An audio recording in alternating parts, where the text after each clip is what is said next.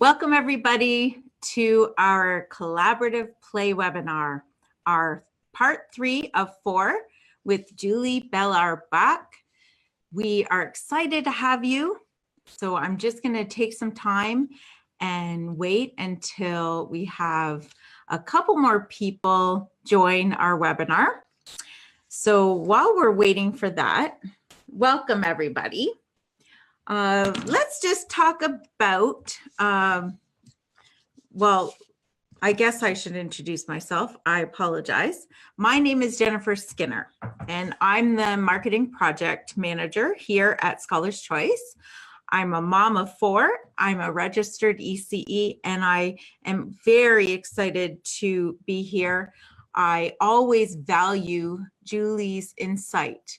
One thing with professional development is it's very precious to have some, notes of inspiration to go forward with your own children. If you're a parent, or if you're a educator or a caregiver or a grandparent, whatever your role is, I'm just thrilled that you're here and that you're joining us tonight.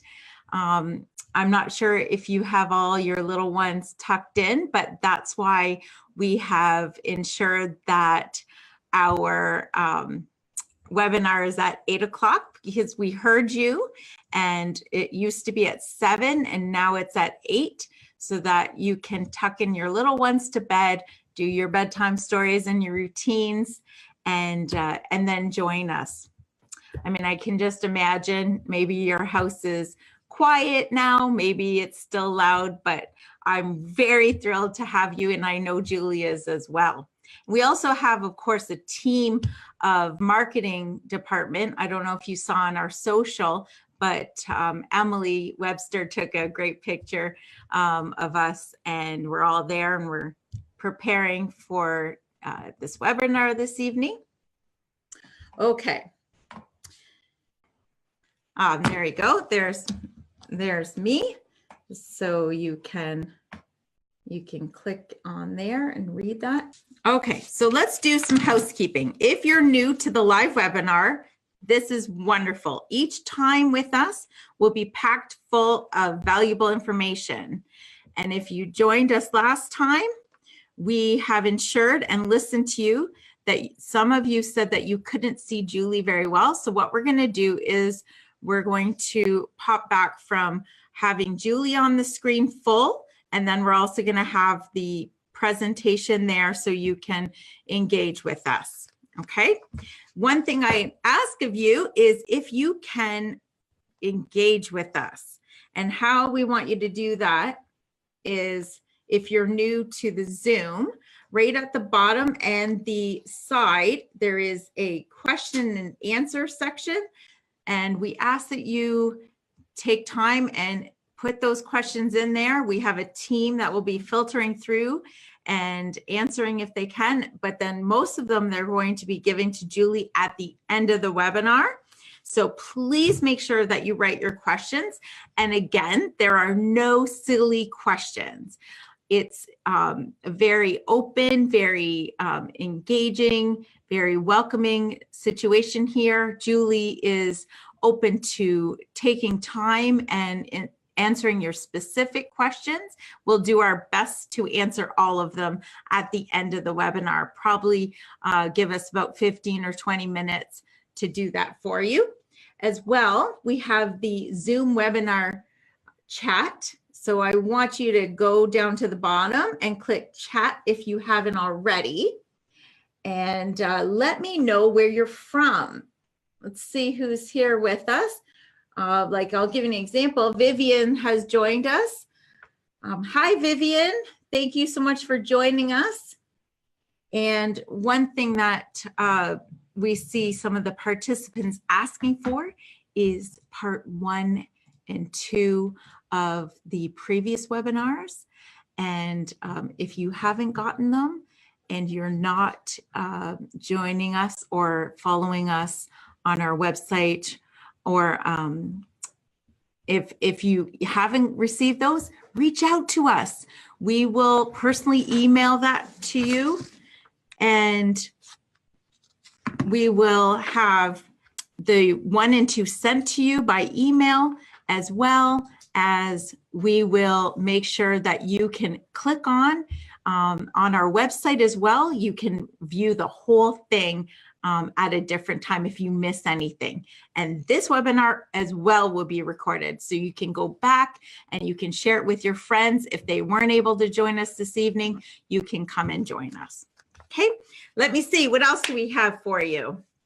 We have some giveaways this evening. And let me see, I've got a couple here. I'm going to show you.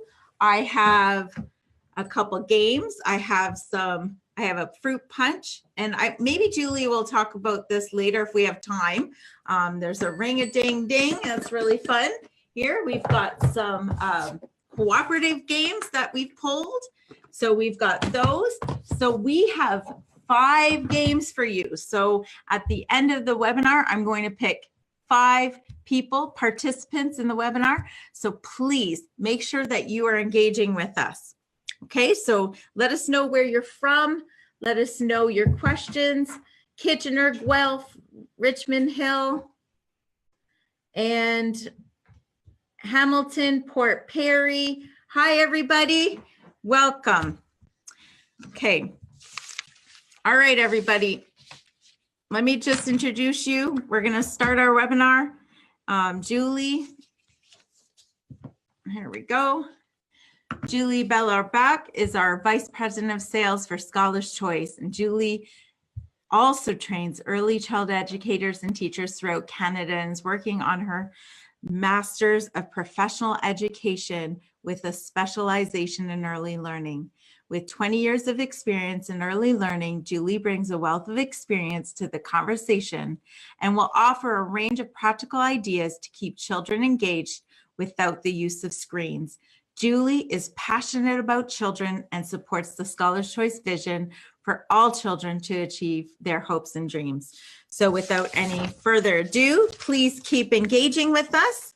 We welcome Julie. Hi, everyone. Hope that you're having a great evening. I'm really looking forward to tonight's presentation. I think that tonight's presentation has a really interesting twist on it. But let's first of all go back and take a look at let's just recap where we started from, or I guess where we ended off the last time. We talked about screen time recommendations for children. So let's just recap these so that we're all on the same page. The reason we started this webinar is because we understand that there is a crisis. The crisis is how much time children are spending on screens. We know that it's not good for them. We know that on very young children, we're actually seeing brain development on MRIs that is not what we normally would see in a child's growth and development. These are important years for children in their learning. We want their brains to develop in the best possible way in order to give them all of the tools they need to have a successful life and to achieve their hopes and dreams. So let's take a look one more time at what it is that we are really talking about here tonight. Recommendations for babies under 18 months is 0 screen time. I'm not talking about playing Moon River to get your baby to go to sleep as music. I'm talking about giving your infant at 18 months your phone to look at while you're changing them. I know that could shock some of you. But these are the things that someone asked me once, how did I change diapers without a phone? We need to have social engagement with our children. And that's really what tonight's about. So as we are reducing screen time, it's so important that we fill that time with valuable content and that we're all prepared to do what is necessary and give our children the best opportunities. So children under 2 years, 42 minutes a day. Children 2 to 4 years of age, 2.5. And remember, it's not about Monster High that they're watching. It's about quality programming. There is great quality programming. The PBS has fabulous. There is some nice stuff on some other channels as well.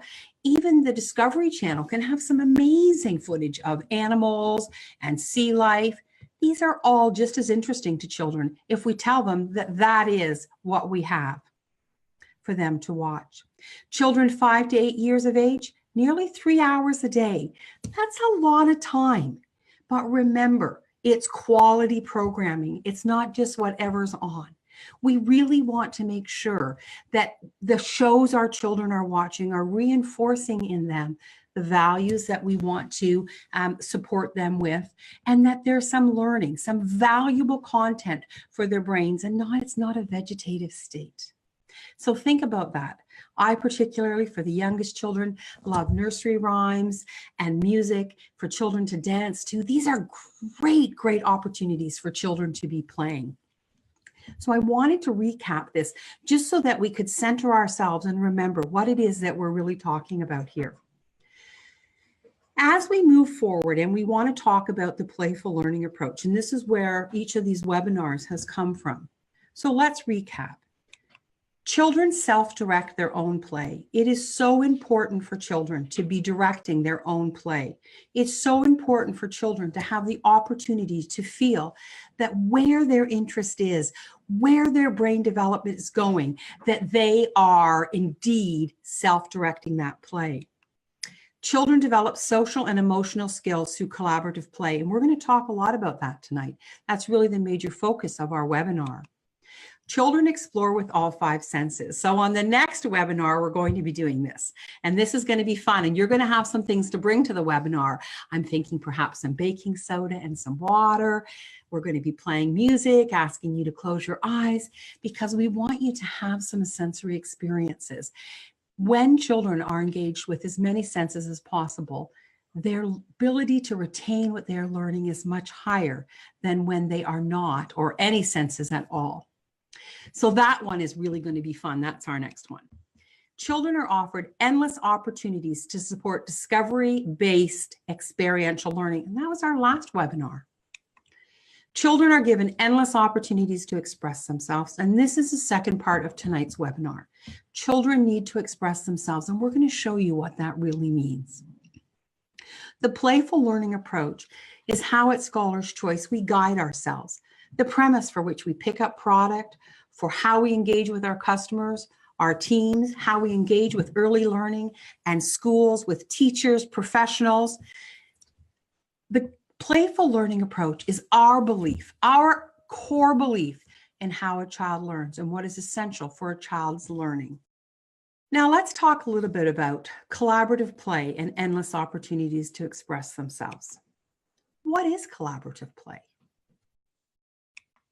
Collaborative play involves taking turns, sharing, following rules, negotiating, compromises.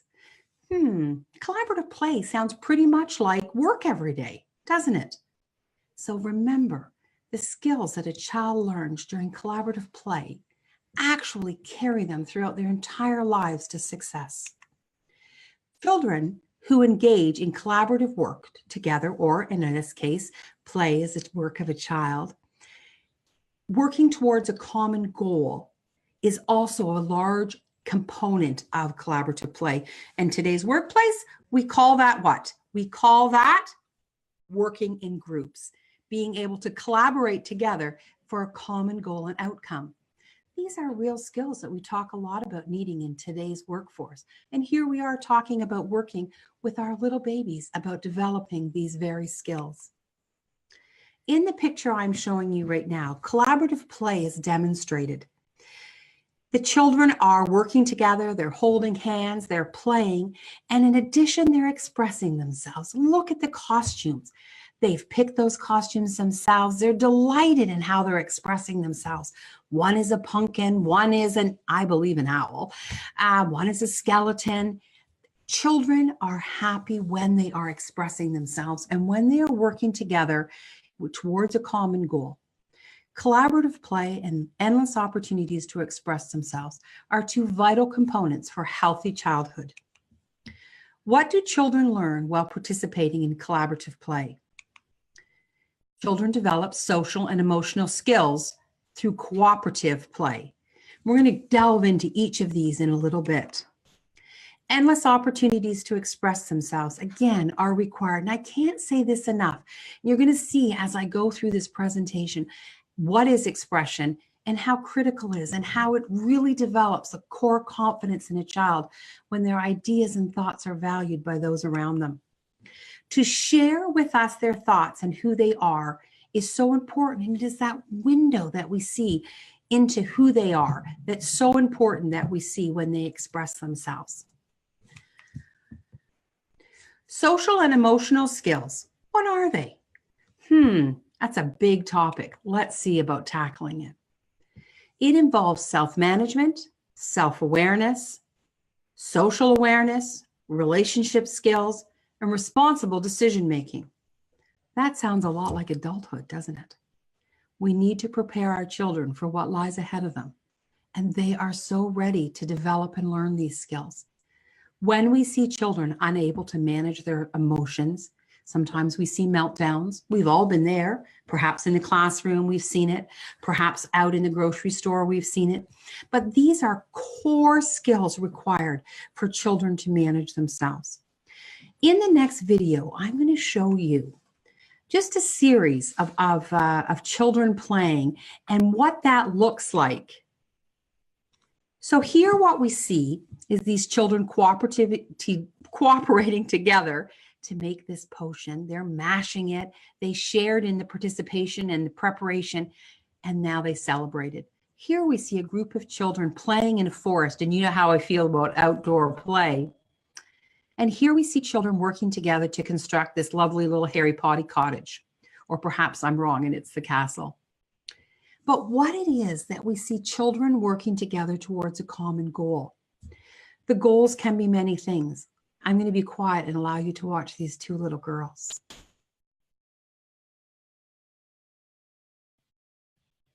Did you see the joy in the success of accomplishing it together? The celebration. It's important for us to understand that collaborative play is not just between children. It can be between you and the child, between the teacher and the child.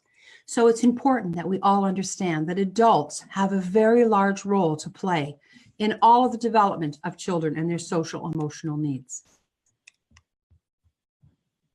Managing emotions and behaviors to achieve one's goals. If you don't get along with friends, it's hard if you need your friend to help you with something. If you're trying to put logs on top of each other and they're heavy, you require your friend to help you carry it. But if you don't get along with your friends, if you're not able to manage your own emotions and you're not striking out and being cross, then you're not going to have friends to help you with that, are you? On one half of the slide, we see a little boy exasperated by the situation. Is he able to control the situation? Perhaps not, but look at his reaction. Is it appropriate? Does he have the skills in order to manage his emotions? Is he able to keep them in check? Does he have skills to say, I feel it percolating, what can I do? Can I take some deep breaths? Could I stop for a minute? Could I ask for an adult to support me? These are all skills required for children when developing self-management skills. The two little children on the other side of the screen, they are not playing cooperatively in the common sense in that we might think as adults and that we're playing together. But remember, if they don't each play nicely beside each other and someone is knocking everything over, the play isn't very fun, is it? Each of them have learned to play parallel play. One of the things that is interesting, and I just wanted to recap for you, there are many types of play. There's unoccupied play, children seemingly not engaged or actively playing with others, but just there. Solitary play, which is when we play by ourselves, which is a big part of play. Sometimes we just need to be with our own thoughts. Sometimes a quiet time is required. These are all just fine. Children don't have to have friends with them all of the time. Onlooker play. We see this often in younger children, but we see it in older children. I was at a center a number of years ago on the East Coast, and it was so interesting. There was a large climber, and it had to be 30 feet high. And the team at the center would not lift children onto the climber. They had a strong belief that when the child was ready, they would be ready and they would know how to climb. So they were sharing with me that this little 3-year-old who I was watching had been standing in this room for pretty much 2 days, watching everyone, watching the older children climb to the top, watching, not going near the climber. And then all of a sudden we were standing there and this child moved towards the climber and started to climb. He was looking on and figuring out in his mind how he was going to attack that play. And you know, we all think differently, we process differently. And this little boy onlooker play was really important to him. And it was going to be interesting to watch this little boy grow and just see how much time he was looking first and then participating. Parallel play, where we play alongside each other. We often see this in 2.5 and 3.5-year-olds, but we can see parallel play really at any age, where children are playing in the same room, not really engaging, but playing side by side. Associative play, we see this when children are 3 to 4 years of age. And during associative play, it is this time that we see more focused play together, engaging with each other.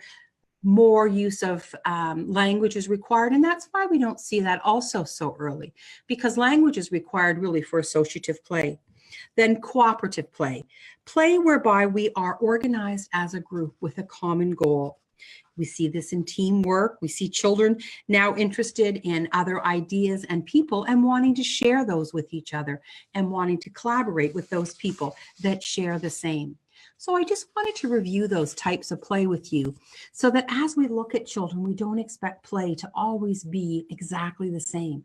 And the exact same children can play differently multiple different days in a row. Social awareness, showing understanding and empathy for others. This type of behavior is so important that as role models, we model this behavior. When someone gets hurt, we show empathy. When something is sad, we show empathy. By modeling this behavior, your child begins to understand the appropriate reactions and begins to feel a connection with someone else. We really see empathetic play when children are really beginning to develop friendships, having that real strong cognitive ability in their brains. A child who falls down and other children ask to see how they are. Remember that it's maybe not always the exact appropriate, and it's important for us not to criticize a child for their reaction. I'm going to say that a number of times tonight. What we want to do is support the right behavior, demonstrate the right behavior if your child isn't showing it, but be careful not to berate them for not having it. Their little brains are in the process of developing and they're taking in so much. And one day you might see empathy and another day not. You don't know what's going on for them, but modeling the right behavior and sharing with them, I really felt bad for your friend when they fell and they scraped their knee. I thought it was really sad. How did you feel about seeing that? And if however they react, you have to allow them to express themselves. Remember, it's not your feelings we want to hear, it's the child's feelings.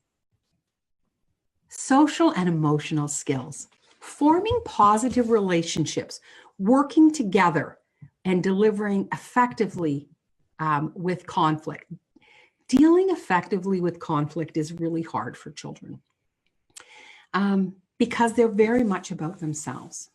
You know, they're only developing cognitively to really be able to understand the world around them. My goodness sake, wasn't it 2 years old they began to have independent thought with language in there? So think about that. Before your child knows language, inside their brain, the thinking does not involve language. And so now they're moving along and they're growing and learning all of this. Think about how hard it would be for you to process all of this. Dealing with conflict effectively. I was in the UK about 2 weeks ago and we were visiting some centers. And I was working with a woman who supervised a number of centers. And we were actually in Robin Hood's Forest, can you believe it? And up in Nottingham. And she was sharing with us that recently she had been working with her team on implementing a real overall philosophy of how to deal with conflict. And I thought it was great, and I really wanted to share it with you. So what they do is they focus very much on the child who has been, I'll say, wronged. Children will get a little nibble. They'll get a little push. And it's all okay. It really is okay. They're going to happen when children are learning and developing, but it's how we deal with it that really matters. And you know, the child who did the little nibble needs to be removed, but the child that was nibbled gnawed needs our focus. Not to berate the child who did something that we don't want to see and we don't want to reinforce. Focus on the child who's been wronged. Are you okay? Oh, I'm so very glad you're okay. Never saying that anyone is bad. Never saying anything against the child who did the nibbling, but focusing on the child and making sure, demonstrating empathy towards them is so important. The other child will look and say, I would really like that attention. Perhaps my behavior was not appropriate. I would rather have this attention than being removed and not having attention. So I take that a little bit further. When you have two children, and I'm going to use an example again in a center, that are in conflict, they're at the table. And I witnessed this actually when we were in UK again. So there was this great big active world tray, which we carry. It's called a tough tray. You can look it up. As you know, we're going to be using it in the next webinar. One of the most magnificent things I think ever created. And the one little girl had no more water. So this tray was full of water and they were scooping water and they were making soup. Whole bunch of pots in there and water and ladles. And you can just imagine the great fun. So the little girl said, I don't have any water. Can you give me some? And the little boy just ignored her. The teacher, instead of saying, Jimmy, you must share. Now give some water to Susie. She said, oh, Alice, I love the way that you're sharing. It's so nice how good you're being to your friends, because Alice was sharing with another little boy at the same table. All of a sudden, the little boy who wasn't sharing gave the scoop over to the little girl that he had been recently ignoring. Then he proceeded to take the entire bowl and give it to her, of which then everyone said to him, oh, thank you. That was lovely sharing, but we didn't want you to give away everything. So what do you think? And then the little girl shared back the bowl, and it was just a beautiful experience. And I'm not naive that it's going to go like that all the time. But when children are in conflict, focusing on the good is so important. When you're at a table with children and one of them is misbehaving and starting to cause a ruckus at the table, focus on the child who is sitting quietly, who is actually demonstrating. Reward them. Give them your attention. Don't be sitting yelling, saying, oh, stop that, sit down, behave. We've all felt awkward when we've seen that, haven't we, in a restaurant? Versus focusing on the child that is demonstrating. What I promise you is it's only a matter of time until the other child will come around and say to you, oh, look at me, look how I'm sitting, because they equally want it. All of us thrive on positive reinforcement. As an adult, think about how you feel when someone compliments you on your blouse. Did you notice I didn't wear black and I didn't wear the same outfit? I do own more than one thing to wear, but people like that, right? And it's so important that we recognize that. We can only form positive relationships when we can work with other people, and we need to know how to deal with conflict. And the best way for us as role models is to demonstrate that we reinforce the positive behavior and do not give any time or credence, or as little as possible, to the behavior that isn't positive. Responsible decision making. I want you to take a look at the picture I've chosen here. It's children on top of each other, because decision making is something that's built on. We grow in it. We don't make the best decisions when we're little all at one time. Our cognitive development, as Piaget would believed, wasn't in perfect little increments, but whole chunks at a time. You might find a child who's not speaking and 30 days later has 75 words, because children can develop in chunks. And we see this. And we see this in responsible decision making. We want children to make ethical, constructive choices, but really, when a young child lies to you, they're not making an ethical choice. They don't even know what that is. They may be saying something to not get into trouble, but they don't understand what lying is. They're babies. Let's not tell them and criticize them and how awful they are, but tell them how it is when they express themselves. that it's really nice when they tell the truth, when they tell the story the way it actually happened, that you really enjoy that. Personal and social behaviors are hard for children, but it is until we celebrate the right ones and work with children on learning how to make decisions. You know, I'm having conflict and I really want to just hit Sally. What is it that we need for children to be able to think about before they hit Sally so that that is not a negative consequence for them? Let's talk about a decision-making model. I worked on this last week and I think it's pretty good. Support children with a model. Follow when they're learning to make decisions. Children need a path. As we've talked about modeling behavior, children need a path to follow. Remember, practice makes perfect, and small decisions are the best place to start. Allow your child making small decisions. I don't want to wear boots out in the rain. Okay, do you understand that your feet are going to get wet? Yes, I don't want boots. Well, I'd really like you to speak to me in a nicer tone than you are. I'd like you to be reflecting the way I'm speaking to you, but I understand that decision.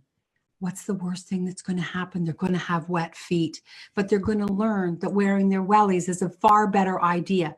So put on your wellies. Go and splash in puddles. Show them how your feet are dry after. Say, welcome them. Say, oh, come and splash in that puddle with me. Well, my feet will get wet. Oh, well, what do you think we could do about that? I should have worn my wellies. Well, we could go back inside and get them, and then you could have fun with me. These are positive ways to work through challenges with children, but start with small decisions. Children don't get sick by going outside without a coat. A child in the winter who chooses to go outside without a coat will quickly ask you to go back inside and get it. Some decisions will be wrong, like not wanting to wear a coat outside or not wanting to wear wellies in the rain. But failure and disappointment build resilience. They develop social skills.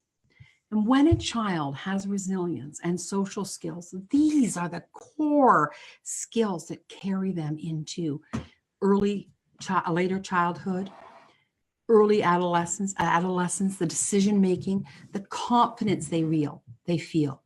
When a child has resilience, they can overcome challenges. They can have bad things happen to them. I didn't make the football team. Those girls don't want to play with me anymore. They used to be my friends.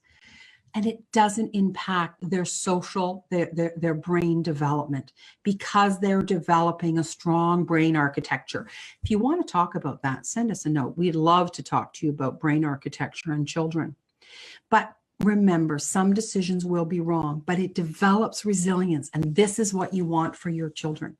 Sometimes bad things happen. Sometimes mom and dads get divorced. This is hard on children. We want them to be able to be resilient. Sometimes a grandparent passes. These are terrible things that happen in a child's life. But if everything is always, we're trying to make it perfect for them, how do they cope when things are bad? How do they cope when there are challenges?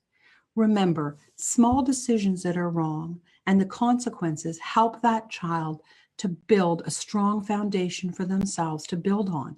Remember the children? So that when something bad happens, there's a lot of foundation for them to lean on. Stop. When you have a decision to make, encourage your children to stop for a moment. Encourage them to look at the situation, or we might say as adults, assess the situation, but look at the situation. It's raining outside. You know, what kind of fun things do we like to do in the rain? Splash in puddles. Then maybe listen to input from other people, listen to our friends, listen to whatever resources, perhaps we're older and we're reading something, but listen to all of the input that we can. And then, so we look at everything, then we listen, and then we make a decision. Then, once the decision is beginning to be made, we can also say we don't have enough information. You know, I've looked around, I've listened, and there's still not an information for me. So I'm going to ask for support. Ask for support from a teacher. Ask for support from a friend. Ask for support from a parent. Working with your child on how to make decisions. I know my example of being outside in the rain is a small one, but it really is very clear. And it allows you to have your child make a decision, to stop, to look and say, well, what is happening outside? I don't want to wear my wellies. I understand, but do you see that it's raining outside? And then after that, say to them, well, what would we do outside? What would we want to do? And this is the listening part, listening to mom say, well, what are the fun things we like? Well, we like to splash in puddles, and we like to, walk a long ways. And what would happen if we didn't have our wellies on? Well, my feet would get wet. Okay, so are you okay with that? Yes, then this is a small decision that I would bow to and allow to go forward. But if the child is developing in this, they would say, well, I really like the puddles and I don't want wet feet. I don't like wet feet, so I think I'll put them on. But you see how the child was able to work through that themselves instead of you being like, you have to put on your boots right now. Well, that's really tough because you're going to go into conflict. Remember how we're working with the children on social emotional skills? Mom and dad and teacher, you really didn't demonstrate your skills when you're barking orders at other people. It doesn't really pay off as adults. We all, no one wants to work with those people, do they? So remember that when you're helping children make decisions, this model really helps me stay grounded and helps me to work through a decision with the child. Endless opportunities to express themselves. See those little faces of the children in the pictures? Your child could feel every one of those emotions in a day. Some days they could feel every one of those emotions in 15 minutes, couldn't they? But this is the reality of childhood. And we need to understand that. Teach kids how to express themselves using the arts. It's a fabulous way. Even look at those pictures of the children that are drawn on those stones, sharing with us how they feel. Use art forms. We see the use of art therapy. We had a little girl in our offices last week, and she had an unfortunate experience at school that caused her to be suspended for a few days. While she was with us here, we encouraged her to use art as a means of filling her time. But what we knew was that we would see her feelings come out in that art and it would help her express them. I have to say the art was absolutely fabulous. And the celebrations and the accolades that she got for her art was fabulous for her to see. But during that time, she was able to express herself, how she felt, how she was dealing. It was interesting to see the beginning art be a little bit darker and then get brighter as she realized that she was going to be able to withstand and have resilience to go back to school and deal with the situation. Sometimes things go wrong for children. We can't fix everything. And when we try to, we rob from them the ability and the real essence and the need for them to have the skills to cope with life. Encouraging your children to express themselves is so important. Expressing emotions like anger and sadness. I'm so mad. I understand that that was very frustrating for you. How could I help you? When a child is very frustrated, especially a young one, what I really like is to kneel down right at their level and ask them to look in my eyes. And I say to them, do you need a hug or do you need help? And it is a great way to give a child an opportunity to get out of the crisis they're in. We all need an out. But when you're yelling at a child, stop that behavior, stop it right now, or I'm going to punish you further, really does not do anything for the child but escalate. When you escalate, all they do is match you toe for toe the whole way up. For those of us who spend time, with 20 children in the course of the day, if we use that skill over and over again, we would sure have chaos in our hands in no time. And we can talk with Jen about her experiences in that very situation when she was a director as well. But what's so important is that we remove ourselves from the situation. We don't meet the child in escalating their behavior, and that we try and help them to remove themselves by saying, what is it that you need? You know, I'm so mad. Share with me what is making you angry. Allow them to express themselves. Don't squash it down. Don't say to them, you can't do that. You're not allowed to feel that way. This is so damaging for a child, to be told that they're not allowed to feel some way.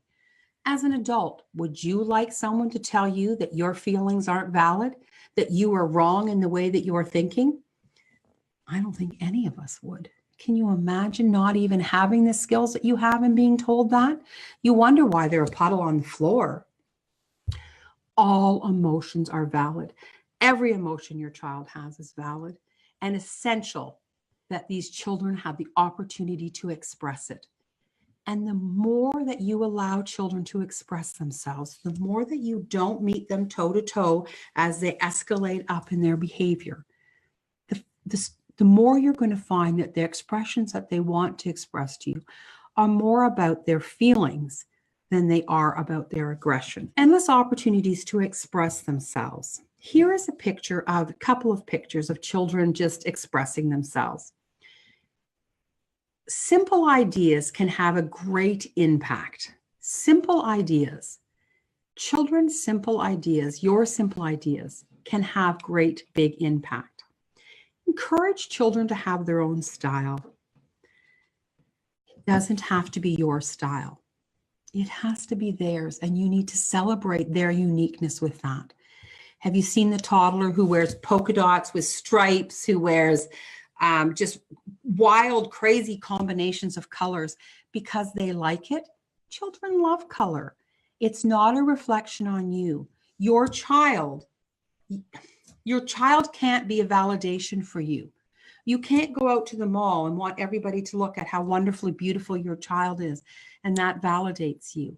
Your child needs to be themselves. They need to be expressing themselves. Whether that's the decor and your teenager wants to paint a purple, vibrant wall, is that really a moral issue? Let them do it. Let them express themselves. When children express themselves, there's far less conflict than when you're trying to control them. I remember when my daughter was young, I used to dress her always, I thought, so beautifully. And when she was about grade 8, she came out very clearly that our particular dressing styles were not the same. And you know, she was right. I needed to listen to what she wanted. And to today, I still struggle to buy her things because we don't share the same style. But she always looks amazing. And that's what I need to celebrate. She might have a daughter that likes to dress like me. I could only hope. Colors, music are all examples of self-expression. You might like classical music, but your children might not. You need to find some common ground. Perhaps find that actually, if you look at classical music and rock, you can see so many of the same chords, just played in a different way or with different instruments. Find common ground that you can share with your children. Don't be at conflict with them always. You know, I have a granddaughter. I'm always trying to put a Brett in her hair, trying to always put her in a bow. She's like, Nanny, I don't want anything in my hair. I just don't. Well, I can think that she looks disheveled, but it's not for me to decide. She wants to look this way. She likes her hair down. She doesn't like it tied up. How do I know why? But it doesn't matter. She needs to express herself. And that's what I'm really getting at here, guys. It's so important that children are allowed to be who they are, because eventually, if they're not, they're going to rebel. And boy, oh boy, I have not wanted to be on the other end of rebellion. So they want pink in their hair. Like, is it a moral issue? Let it go. Who cares? You know? Let kids explore their interests. Some children like sports. Some children like dance. Other children like quiet reading, gymnastics, academics. All children are not going to get A's in school. I'm going to tell you that right now. Okay? You might have one that does. I had 4 children. What I can tell you is I have 4 successful children. That's the goal. That's what you want to strive for, guys. Not whether they're marks or A's. You know, I have adult children. It is not my place to share with you what they do, but it is my place to tell you I'm really proud. They're 4 successful children. And this is what I wish for you, that your children's hopes and dreams, this is what all of us at Scholar's Choice wish for, that your children's hopes and dreams are achieved by them. But it is achieved by allowing them to be who they are, not who you want them to be. Anything that they dream of, they can accomplish. Anything, if they put their mind to it and they're allowed to work at it at their own pace and with their own creative resources. All healthy interests need to be supported. Some children like bugs, some children like dinosaurs.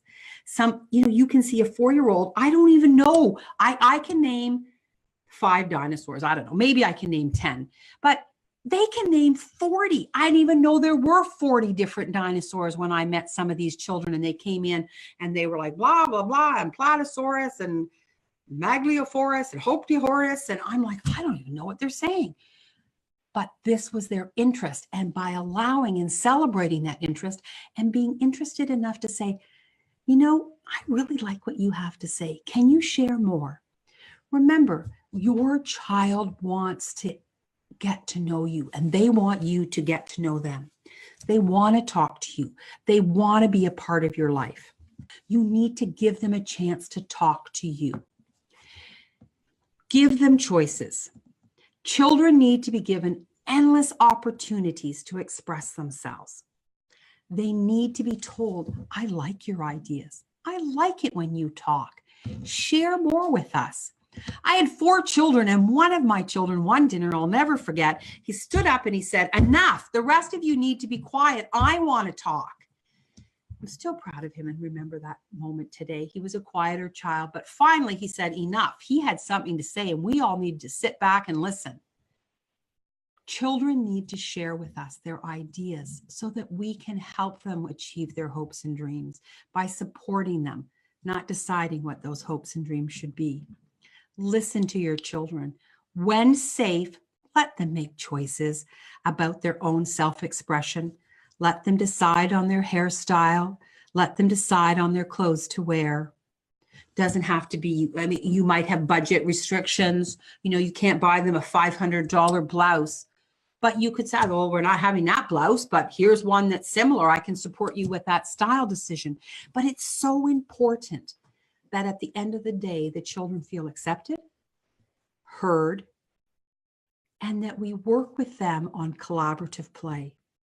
And that during collaborative play, we understand that it's not just cooperative games like we were showing, Jen was showing you Gnomes at Night and, no, not Gnomes at Night, sorry, Stone Soup and Count the Chickens. 2 awesome collaborative games where we work together and nobody really wins, but we all win together.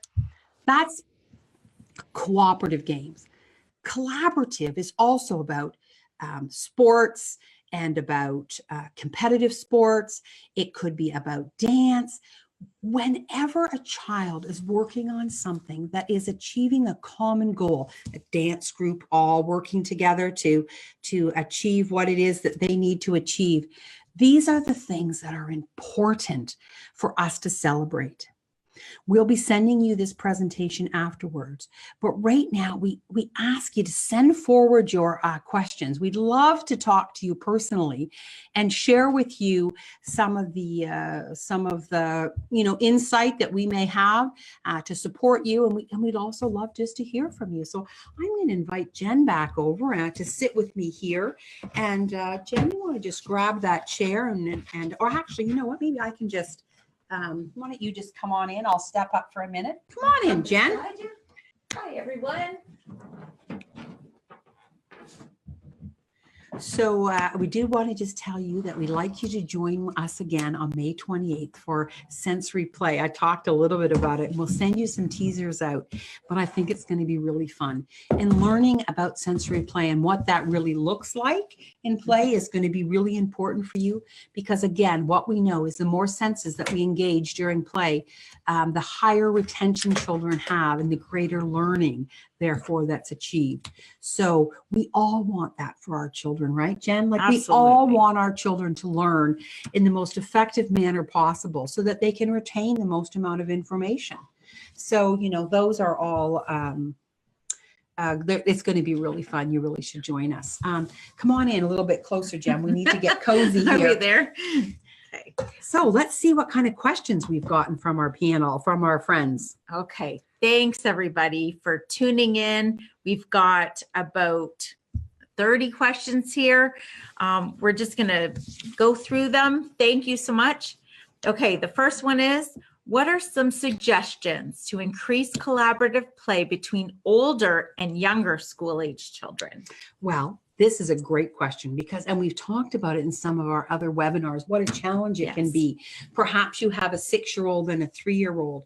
Their skills are so different, but some of the ways might be to support the 3-year-old if this is a family situation. So you're supporting the 3-year-old to be able to match the 6-year-old skill, but making sure that you're doing as little as possible.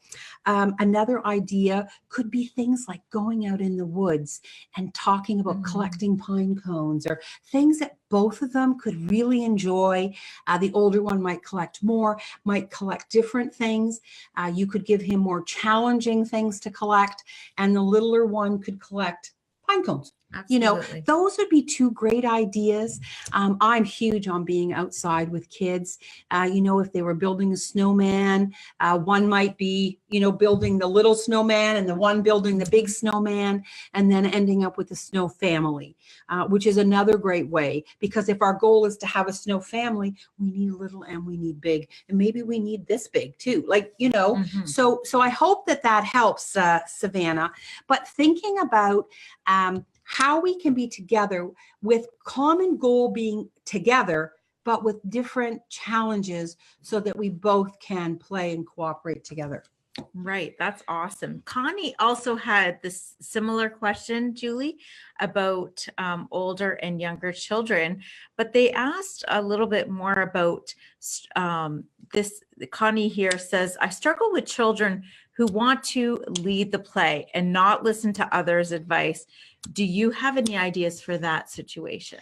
I think that in these situations where I have children that I'm working with, and one of them is really dominant and really trying to take the lead and not considering others, I say to them, for example, you know, Sam, I really like your ideas, but I'm hearing that, you know, Susie would like to share something. Perhaps we could just take a moment and let's listen to Susie's ideas, because we might be able to include them and all of us feel. I think that it's what I was saying before. You can't meet children as they're escalating. You know, that little child who's aggressive could be like, we're doing this and we're going to be that, and they're really loud. And what I do is I lower my voice almost to a whisper, and then they have to stop to listen to me. And I say, you know what? I think Susie has some ideas. And you haven't said too much. Would you like to contribute? She might say, no, I'm good. But remember that lowering our own voice and not meeting that child who's demonstrating that aggression, but modeling the behavior, the inclusive behavior of everyone. I love your ideas. Those are amazing ideas. So you're really reinforcing that for him. But say, you know what? There are a few other people in this group we haven't heard from. So let's just take a few minutes and listen to them, because they might have some ideas that would be amazing to add on to your already great ideas. Excellent. Okay, what about this one, Julie? Monica talks about a child that likes to play alone. And actually, Crystal also has the same question. Children that like to play alone, they don't choose to participate in that collaborative play, even though they're constantly encouraged to do so. So what can we do for that child, if anything? Well, I think that you can. I think that you could maybe we're talking a little bit about parallel play like we were talking about before, onlooker play. Remember, we're going to send you this document afterwards with the different types of play. And even though it may give age groups for each of them, we can see this model and many, many different ages, can't we? And when we're working with children, and onlooker play could be the way that that child is processing the information. Remember before we talked about schemas? And that here's an example of a schema. When you go to the grocery store, all of us as adults have grocery shopped, so we know we're going to get the buggy, and then we're going to go up and down the aisles, and we're going to collect what we want. We know we have to go to the cash. We know that we have to collect the buggy. But what we have done is schemas represent building blocks in how we learn. And for adults, these have become in our memory. So we just automatically know. But for children, they need to figure this out. And some of these situations that children is working on is learning how to react. They're processing how other children react. They're processing how they might participate. They might not like the play. They might be not as assertive or aggressive as other children, and it might just be too much for them. So I don't know, Monica, but I think that if I'm answering your question. But the other thing I like to do with a child who is sitting off, go and sit with them and just talk about something else. Say, you know, I was a little bit tired, so I thought I could come and sit with you. Would that be okay? And they usually say, oh yeah, that would be great. And you say, I really liked the day outside today. The sun was shining. Did you like it? And you start to make conversation that's not about it. And you know what you know? Children want to express themselves. So all of a sudden that child will say, hey, I don't like that play, or I don't like what I was seeing, or I really like that play, but I'm not a very good runner. And then you could say to them, well, what do you think we could do to help you with your running? Maybe we could practice. Would you like to do that? I'd be happy to run with you, and we could just go by ourselves and run. But it is when you open the dialogue that you'll find out from the child what it is. Now, if the child is older, a lot of children like to have independent, quiet time, and they like to read books, and they're more reflective. And yes, some adults are more reflective, and that's okay. That's just fine. As long as you take the time to sit with them and open that conversation up so that there is an opportunity to express themselves, and they're not just becoming totally inwardly reflective. I think that it's okay. We all aren't going to be the same. That's great. Well, everybody, it's 9 o'clock, so we're going to have Julie choose 5 winners for our 5 games. Now, I've got great news for you. The winners, we're going to reach out to you, and we're going to find out what age of children you have, so that Julie and I can personally pick the right game for you in the age of your child. So here we go. Here we go. So Roman Arnold. Awesome. Romany Arnold. Leslie Connell. Congratulations. Crystal Birch. Oh, great. Oh, throw them in, Em. Emily's just coming to throw in a few more of the... Okay. We got a few more questions too. If you want to stay longer, you're welcome to. Marie Lou, woohoo! And one more, which is Amon Chowdhury. So these, we're going to email you, and we're going to ask you about a little bit about the child that you would like the game for, or your family, or the group of children, so that we can make sure that we're sending you one that's going to be well loved by your family. So I know if you have to go, it's 9 o'clock. Thank you so much for participating. I hope that you had a great time, but we have some other questions. And actually this Charlotte, you had a lot of great questions. Charlotte is obviously working in a classroom, and she was asking me these kind of questions. What kind of activities can you include in collaborative play? Any kind of play that has a common outcome. even dramatic play. If you were in a classroom and you were making dinner and we're working together and you know, you're stirring the pot and Sure. I'm setting the table, that's collaborative play. Then she asks about what are the essential goals of collaborative play? The essential goals of collaborative play are social emotional development. So that through collaborative play, Charlotte, we learn the steps of social emotional development. We learn how to communicate. We learn how to cooperate. We learn how to get along. We learn about decision making. We learn how to manage our emotions. These are all the critical components that collaborative play teaches us. And this is why children really develop well in early year centers, and then you see them going to school, and it's just a hop, skip, and a jump to be accomplished. She also asks, how are collaborative classrooms different than traditional classrooms? Well, you're going to see that in a collaborative classroom that there is more free play, that children are self-discovering their own play, so they're able to take their play where they want to take it. There's lots of loose parts, so they're creating things, and opposed to sitting in desks where the teacher's at the front and you're being lectured to, that you're doing worksheets that you're told to do. And instead of discovering that learning through play, someone is teaching you. And remember, we talked about that Piaget tells us that whenever we teach a child something before they're ready, so in essence, before they discover it, we rob them forever of that opportunity to learn that for themselves. And when we learn something through discovery play ourselves, it becomes a part of who we are and is forever retained as learning.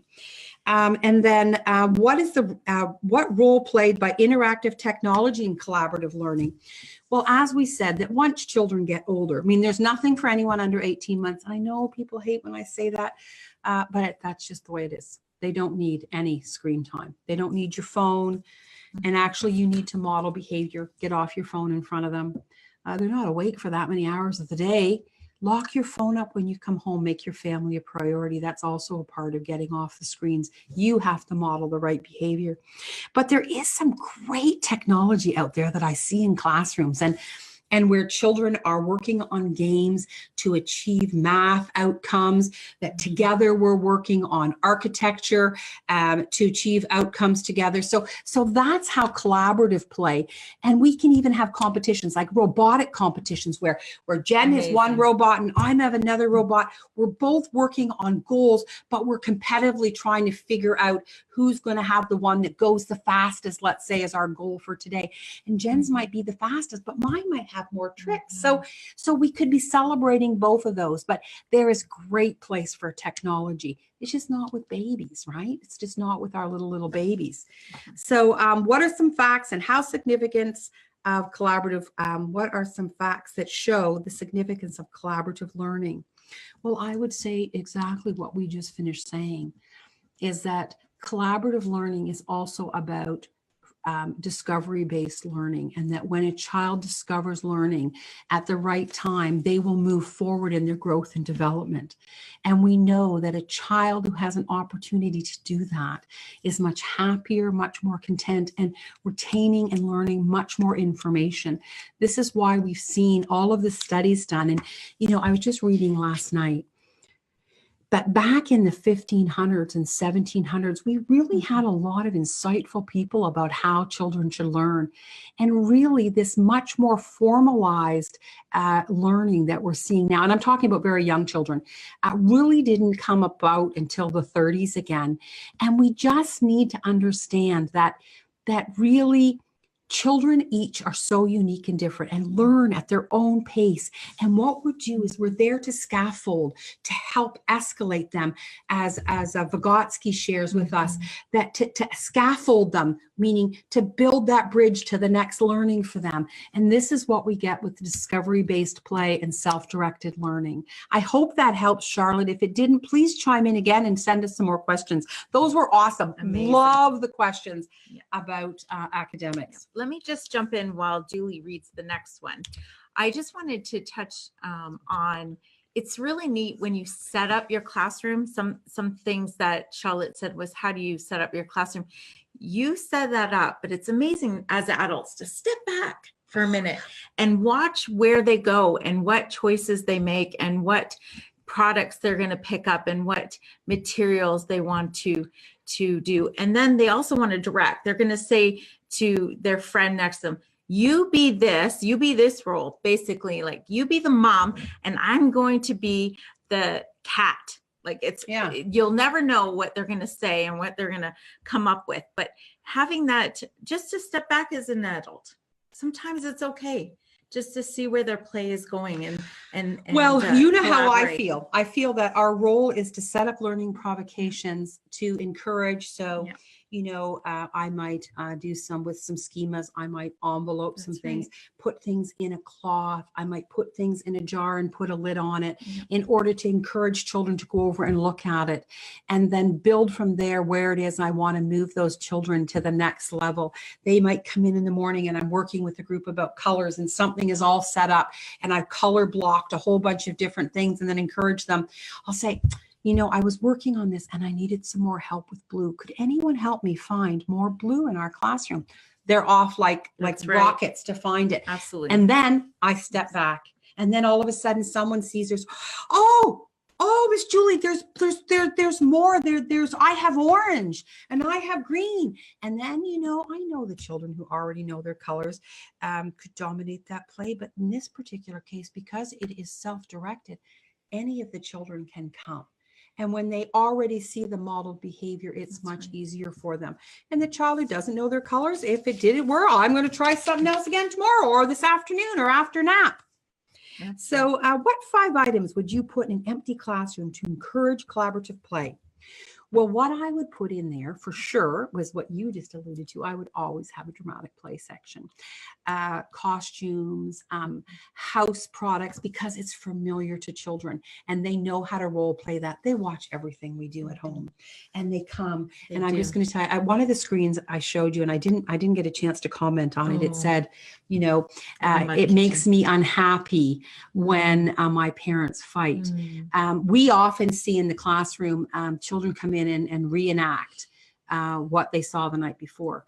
And so, you know, sometimes that's what we see through role play, but generally we see a lot of happiness at role play where children are celebrating their family when they're celebrating their dog or their new baby. And it's fabulous to see. And even when it is negative, you know, we have good skills at redirecting that. And again, letting them to express themselves so it gets out and we can move on with more creative play. I would always have loose parts in my classroom where there are all kinds of pieces that can be created with anything, blocks and magnets. And we showed you in the last webinar, we did a box of loose parts. And so go back and take a look at that. But loose parts all the time. And then twice more on Sunday. Opportunity for loose parts to be there because then children can make whatever they want. They want a parking garage, we'll make a parking garage. And then, you know, loose parts are the cars and they can make it themselves. We don't always have to deliver. One of the new things that we carry is a house, but it really has no form to it. It's kind of just levels. And I love it because I see children create such magnificent things with it. And Megan, who works with us, amazing woman. She's also a registered early years educator. And when I see her curate a classroom, it's just amazing. And how the children take to the free-flowing product more than anything that is structured. And the other thing I would put in a classroom is storage. Because this stuff's got to go somewhere because we can't walk on it all. We just can't. When things got to be reorganized. So you can't live in chaos all the time. It's just no good. Advice. So I would put that in there. I think maybe that's 5. I'm not sure if it's not enough, but those would be the things. We have Darlene who asks us, some days part of our group protests doing outdoors to the point of getting angry. We have tried splitting the groups, making them go out anyways, and changing our minds altogether. Any suggestions? You know, outdoor play, it really is sad to hear that because, and I said this in another webinar, and I'm going to ask all of you to do it right now. I just need you to close your eyes. And I want you to think about your happiest moment as a child. Just think about what that was. Can you smell it? Can you remember where you were? Can you remember the sounds of it? And as I bring you back to me, I bet you 80% of you, if not greater, your memory was outside, playing with grass and trees and being in nature. So it's so sad to hear, but this is probably a reflection of how much time these children are spending outside. I would really encourage mom and dads to make sure that you have the necessary things. Some centers, I know, we see this a lot in the UK, they just buy the one-piece suits because the heck with waiting for mom and dad to send it. We have hats, we have mitts, we have the one-piece suit, let's go. We're not about the problems. Sometimes children don't want to go because they get chastised when they get home for being dirty. Sada. But I think that we need to try and find the interest in that child and then take that outside. So if they like a dramatic play, let's put a dramatic play center outside. If they like loose parts in building, let's put that outside. Sometimes the problem is we don't take their interests out there with us. So look at mud play. We're doing a piece now today. We were outside doing some beautiful shots. Katie and Adam were working with me, two awesome people on our marketing team. And we, so you'll see a piece come out shortly about some outdoor play. Create environments that really are outdoor classrooms that reflect the interest of the children outside. Give that a try, Darlene. I find that when I bring their interests outside, the children are more than happy to come out. The reason they want to stay inside is because there's something inside they really enjoy playing with. Okay, who's next? How do you say no to kids in a nice way? Wow, that is hard, because the reality of it is that there are things that we cannot do. But redirecting a child when there is something that they're doing, walking over to them and saying to them, the play that you're playing right now, I feel is a little bit dangerous for you. So what do you think together we could think about that you could play that you would enjoy this much? I think that trying to stay away from telling a child, no, you can't do that, is really important. And to, because first of all, it's a shock. And I'm thinking more about in a center. Don't think forever I was this awesome as a mom at home. Much better in work environment than I ever was at home. I'm sure if any of my children are listening, they're going to say, she said no to me, I remember. But remembering that we want to say to them whenever possible, what do you think else we could be doing instead of this? My grandson loves to play in the drapes in my family room, which I'm sure is great fun. Frankly, I probably would like to play in the drapes. They're long, they're really wide, they would be super fun. And they're over top of one of them is over top of the heating vent, so I can feel the heat or the air conditioning come up. So anyways, I digress a bit. But what I do know is that if we say to him, Henry, come here, I have something awesome to show you. He's out of there. Why do I have to say to him, get away from those drapes? I told you, no playing with those drapes. Instead of saying, Henry, come on over here and let's take a look at this new thing that Nanny has. I just think that would be so much fun for you and I. And we're not in conflict. Yep. So I know it's hard. Don't get me wrong. You're gonna make mistakes. You're gonna yell at a kid. You're gonna use a cross voice that you don't want to be using. But just catch yourself and just say to yourself, I need to do better, and then do better next time. And you'll do better the next time and better the next time. Perfect. And I think that's what you can do for yourself. Yeah. How do you help a child who is shy and struggles with playing in a group? I think that we kind of addressed that one a little bit earlier, Stephanie, just sitting with them, talking with them about the day, talking with them about something you saw them do. Or I saw you playing with those magnets earlier. Gee, I thought I really liked what you were making. It was really cool. Do you want to, what were you making there? And they might open up and talk to you, and they might share their feelings, like giving them an opportunity to talk. Often, as soon as a child has an opportunity to talk, everything comes out, right? So think about that, is sitting with that child. Our last question of the night. What do you do when an active leader just doesn't want to include other kids in his play? Well, it's what I was saying earlier. We need to praise the children who are demonstrating behaviors that we want. When we have a child like that, say to that group, I really like the way Susie and Rebecca are really working well together. I just want to say, I just love that kind of play that you two are doing. taking away the emphasis from the child who is dominating the play and causing a bad situation, and really focusing on the children that are having to tolerate them. And really giving our attention to them. What we'll find is that this child who's leading the play wants all the attention, and he's not getting it, so he's going to come over. And it might take a while. You know, I remember there was this group of children at a childcare. I don't know if you ever had this experience. And they told this one boy that was it. He was no longer allowed to play with him. So it was 4 of them. They played together all the time. He was really bossy. And they just said to him, "We're done. You're not bossing us around anymore. We're not going to play with you." I didn't get involved. I don't blame them. And so the next day he tried to play with them, and they said, "No, you can't play with us. You try to be the boss all the time, and we don't like it." So off he went, mad as blazes. And the 3rd day he came back to them and he said, "I'm not going to be bossy anymore, and I'm going to play nice." And by not intervening and saying, "You must play with everyone, everyone must be included," I removed the opportunity. I allowed the children to unfold. When he was excluded from the group, I went over, I sat with him, we did some fun things together, but I didn't give support to him being, he was being obnoxious and mean to the other children. And I said, "You know, they really look like they're having fun, but did you notice they're all playing so nice together and nobody's being bossy?" And so I called that to his attention. And I think that it was a good experience for all of us. Thank goodness it only lasted 3 days. I didn't know how much longer I was going to last. But I think that it's important to, you know, I hope that helps.